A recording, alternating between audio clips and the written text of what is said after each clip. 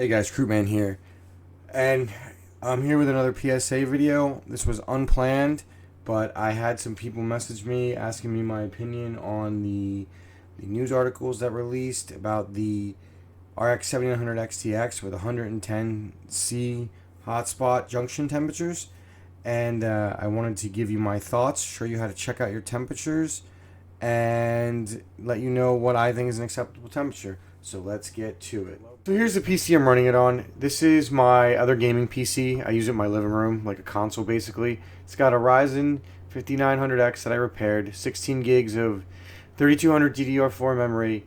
It's an ROG Strix B550i motherboard, 500 gig M.2 NVMe, and an 850 watt power supply. So yeah, that's the bench I'm testing it on. Alright, so I have firmware running with stock settings, as you can see here. There are other benchmarking software you can use that is free. I just prefer 3D Mark. So as you can see, the time is 11:43. We just started the test. Junction temperatures are about 70 degrees. Again, this is just stock settings. It's not overclocked anyway. So far, so good on the temps.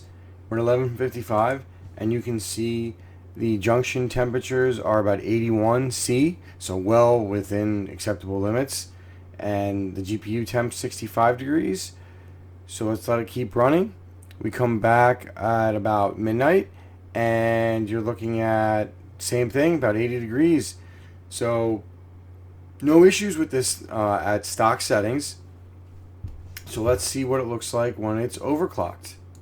Okay, so quick background on my OCs. If you want a more in-depth look at it, take a look at my last video I posted on the 7900 XTX. But the thing you need to know is this is an AMD reference card, and this is about the max I think I can push it. 15% power, and everything else is as high as I can push it, and it is undervolted. So if you look now, we are at the 11:29 mark. So we're about 6 minutes into the test. I'm at about 79 C. So far, so good. I didn't see any stuttering, any issues while I was running the test. And this test is designed to push this thing pretty hard. So we're going to do 2 more timestamps just to show you guys that it's stable and there's no issues. We're at 11:35, 78, 77 C. I actually think the junction temperature is lower on this setting than at stock because I have a more aggressive fan curve, and it is loud. I'm not going to tell you it's quiet because you could definitely hear it from across the room. So one more timestamp we're going to do. It's about 5 more minutes in, and as you can see, everything's great. No issues with the temperatures. Alright guys, so I was going to finish my video and publish it, and then I saw this bombshell that this YouTube content creator, who I can't pronounce, so I'm not even going to try, dropped, where he thinks that the issue is in the vapor chamber. Now, I'm not going to get into specifics of his video, so you should go watch it, but he says that when he flips it from the horizontal position to the vertical position, that's what caused his temperatures to go through the roof. Now, I'm not really going to recreate that because I really don't want to subject my card to that. What I do want to do, however, is test my GPU a little bit more thoroughly. So I have another test bench that is totally different from the first one, and it's going to be in the horizontal position instead of the vertical. So check out these results. Alright guys, so here's my new test bench. It used to be a budget computer that I decided to keep as a bench. You can see the specs right up here. The thing to note about this is it's in a closed case, and it only has generic case fans, and one of them doesn't work. So the airflow is not the best, not the worst. It's just okay. So let's get into the results. Alright guys, as you can see, the junction temperature is about 87 degrees. The regular temp is about 70. I've had this on for about 10 minutes now. You can definitely feel the heat coming out of the case when you put your fan in the back, but it's holding stable, and I've had no issues. And the hottest it got was about 88.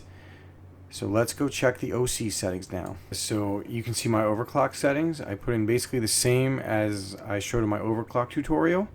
And I jacked the fan curve up a little higher, knowing that the temperatures in this case are not the best. So as you can see, it just started running. So let's fast forward to about the 10-minute mark. Okay, so it's been running for, I lied, not about 10 minutes. It's been about 9 minutes. Take a look at the junction temperatures. they're hot, but they're stable. So now we're going to go 10 minutes in the future, and as you can see, they've stayed the same. So we're about 20 minutes in, and my junction temperatures have not surpassed 90 C. Okay, guys, so as you can see, I took my GPU and I put it through the paces. I ran it through 2 separate suits of benchmarks.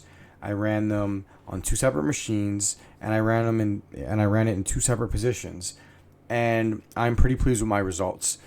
Now, I much prefer my PC or my junction temperatures to be in the 80-degree range instead of the 90-degree, but I can honestly live with 90. I think the average user, is going to find their junction temperatures probably in about the 90, the 85 to 90 range, because most people don't use open air frames, and most people use whatever case they've had, for whatever reason, which is what I try to replicate with the second bench.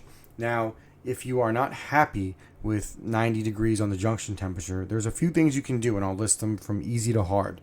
The easiest thing you can do is ramp up your GPU temperature, your GPU fan curve, and you can ramp up your case fan curves. If that doesn't help, I would next look to open my case to see if just opening it would help. And if that doesn't help, I would look to maybe buy some fans and see how that does.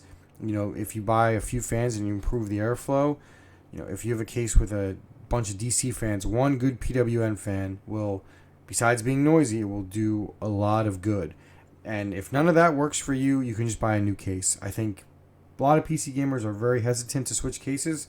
I get it, it's a lot of work, but it could do a world of good for your thermals. As you can see in my testing, you're looking at a 10 Celsius difference from my open air frame PC to my test bench in that case. So you're going to start seeing stories break with the issue of the faulty vapor chamber. All the major websites are covering it already. I would not worry about it. If you run your own separate testing and you're happy with your junction temperature results, I think you're fine. Not everybody's going to do the test that this gentleman did, where they take their GPU and they flip it on the side while it's running. I frankly wouldn't recommend doing it, and I don't think you should. Now, if you want to, do it at your own risk. But again, I really think that if you run the suite of tests that I just presented and you're happy with your temperatures, I think you have nothing to worry about. I think there is a good chance, now this is just me speculating, that this is just like the cable issue, where it's a small subset of users. It could be maybe like a specific batch that was made wrong. We don't know. There needs to be a statement addressed from AMD, especially after they gave Nvidia crap, and we just need to have more data on it.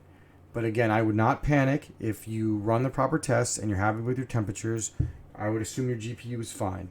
Mine is, and I'm just going to go about continuing using it like nothing ever happened. So I hope this video helps. Please like and subscribe. If you have any other questions, please leave them in the comments below. And, again, don't panic. Just do your research, do your testing, and everything will be fine. So please like and subscribe. Crewman out.